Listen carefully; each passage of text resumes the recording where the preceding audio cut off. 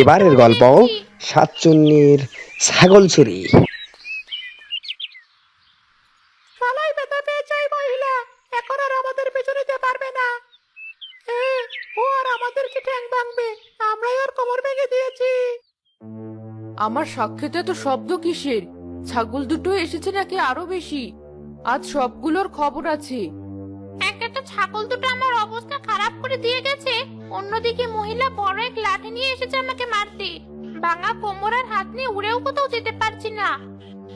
কোথায় পালিয়েছিস সব? আমি জানি তোরা এখানে আশেপাশে আছিস, বের হ বলছি। এই ছোট ছোট শাকের আড়ালে ঠিক মতো পালাতেও পারছি না, শরীর এখান থেকে গড়িয়ে গড়িয়ে পালিয়ে যেতে হবে। এই সুযোগে কি একটু শাক খেয়ে দেখবো কেমন লাগে? সেই দেখি কেমন লাগে, যে পরিস্থিতি দেখছি কে জানে এটাই হয়তো আমার শেষ খাবার। শাকচুন্নি শাকের ক্ষেত থেকে একটুখানি শাক তুলে নিয়ে তার মুখে দিল। একটু পরে সে বুঝতে পারলো তার কোমর ব্যথা ভালো হয়ে গেছে। আরে, এটা শাক ছিল নাকি অন্য কিছু? খাওয়ার পরপরই দেখছি আমার কোমর ব্যথা ভালো হয়ে গেল। যাই, এবার তাড়াতাড়ি এখান থেকে উড়ে পালাই।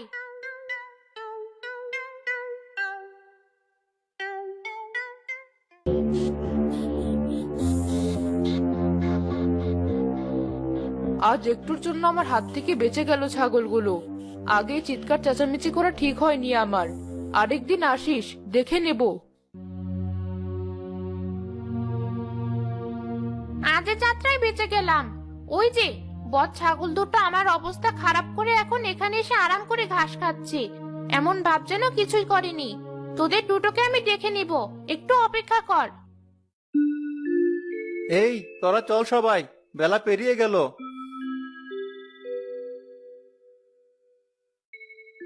ছাগলগুলোকে ধরার জন্য একটা ফোন দিয়ে আনতে হবে। এক কাজ করলে কেমন হয়, আমিও যদি খেতে শাকের চাষ করি, তাহলে ছাগলগুলো নিজে নিজে আমার কাছে চলে আসবে। আর ছাগল যদি নাও আসে, শাক খেয়ে আমি আমার ব্যথা সারাতে পারবো। সত্যি আমার মাথায় অনেক বুদ্ধি, এবার কাজে লেগে পড়ি।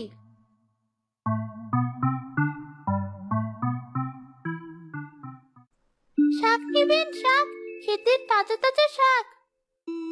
ওই যে ওই মেয়েটা বাজারে যে শাক বিক্রি করছে, ওগুলো দেখতে ঠিক ওই মহিলার ক্ষেতে শাকগুলোর মতো।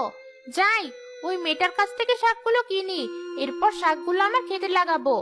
আগে শাড়ির আঁচল দিয়ে হাত মুখটা ভালোভাবে ঢেকে নেই, নয়তো ও বুঝে যাবে আমি শাকচুন্নি।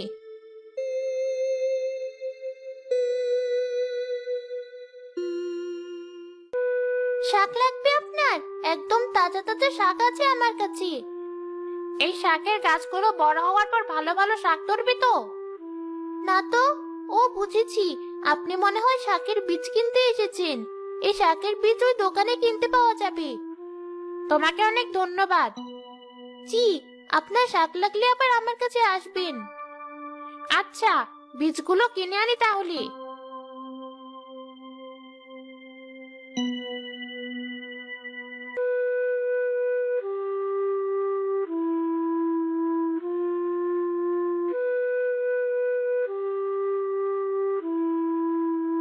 পেয়েছেন শাকের বীজগুলো? হ্যাঁ, পেয়েছি, কিন্তু এগুলো লাগাবো কিভাবে? আমার কাছে বসুন, আমি আপনাকে বুঝিয়ে দিচ্ছি কিভাবে কি করতে হবে।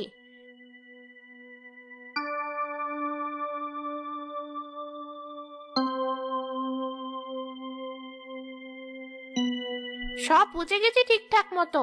তোমার অনেক সময় নষ্ট করলাম, আমাকে 2 তারি শাক দাও তো। জি, এই নিন। এ কি, আপনার হাত নীল কেন? কি হয়েছে আপনার? ও কিছু না, একটু রং লেগেছিল। এই নাও টাকা, আর শাকগুলো দাও আমাকে। মহিলাটা দেখি বেশ অদ্ভুত, এত বড় ঘোমটা টেনে কথা বললো সারাক্ষণ, আবার গলার আওয়াজটাও কেমন জানি। যাই হোক, আমার কি, বীজগুলো তো কিনে আনলাম, এবারে মেয়েটার কথা মতো বীজগুলোই খালি জমিতে লাগানোর পালা।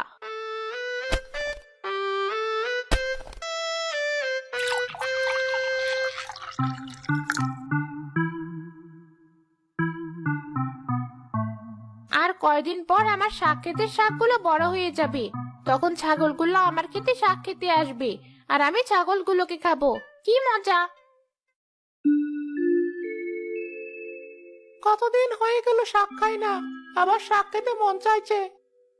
এর আগের বার তো কোনো রকমের জীবন নিয়ে বেঁচে ফিরলাম আমরা, তাও তো শখ মেটেনি। কি করব বল, মন চাইলে আর কি করার। শোন, জঙ্গলের ভেতর একটা নতুন শাকের ক্ষেত দেখেছি কাল। রাখাল কমিয়ে পড়লে আজকে ওই খেতে যাব দুজন।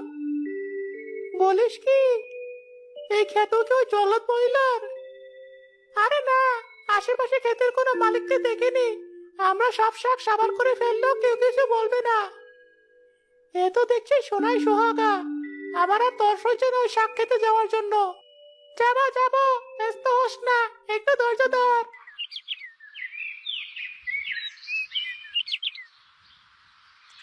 ওই দেখ, রাখাল ঘুমিয়ে পড়েছে, চল এবার। ঠিক আছে, চল। দুই ছাগল মিলে শাকচুন্নির শাক খেতে গেল শাক খেতে। দুই ছাগল আলাদা হয়ে যাওয়ার পর শাকচুন্নি সুযোগ বুঝে একটা ছাগল ধরে খেয়ে ফেললো। ওই ছাগলটা আমাকে না বলে কোথায় গেল আবার? এদিকে সন্ধ্যা হয়ে যাচ্ছে, রাখালেরও ঘুম ভেঙে যাবে। আমি চলে যাই, পরে ওর মর্মতো আসবে না।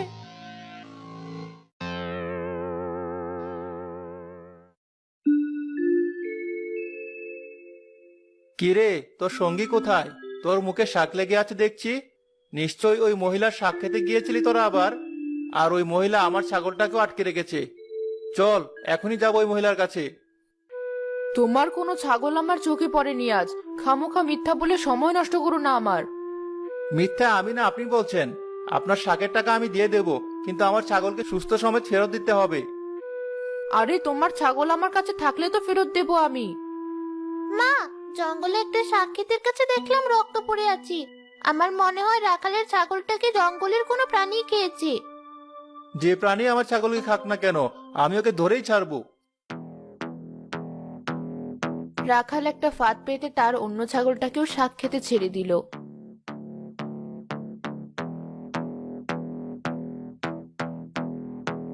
শাকচুন্নি সে ছাগলটাকে ধরতে এসে ফাঁদে আটকা পড়লো।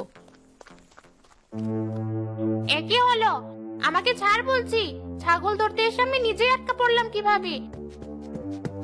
আমাকে যদি এখনই না ছাড়ছিস তোরা, তোদের খবর আছে। গলাটা চেনা চেনা লাগছে, মনে পড়েছে। এই শাকচুন্নিটাই আমার কাছ থেকে শুনে গিয়েছিল কিভাবে শাক ক্ষেত করতে হয়। শাকচুনি শাক দিয়ে কি করবে? আমি ভেবেছিলাম জঙ্গলে কোনো বাঘটাক আমার ছাগল খেয়েছে হয়তো, কিন্তু এখন দেখছি এক শাকচুনি শাকের ক্ষেত লাগিয়ে আমার সব ছাগল ধরার পরিকল্পনা করছে। হ্যাঁ করেছি, কি করবি তুই? কর। দাঁড়া, এখনই সাধু বাবাকে ডেকে আনছি। এখন কি হবে আমার? ফাঁদে পড়ে ব্যথা পেয়েছি, তাই কোনো জাদুও করতে পারছি না। পেয়েছি বুদ্ধি। এই ছাগল, আমার ক্ষেত থেকে কটা শাক তুলে আমাকে দে তো। না, তুমি আমার বন্ধুকে মেরেছো, তোমাকে আমি কিছু দেবো না। দে বলছি, নয়তো তোর বন্ধুর মতো তোকেও মারবো আমি।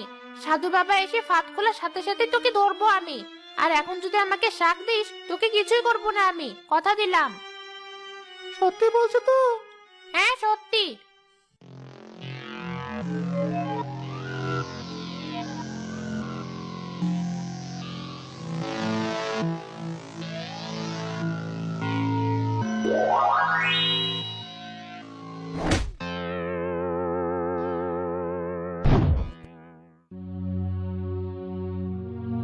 কোথায় শাকচুন্নি?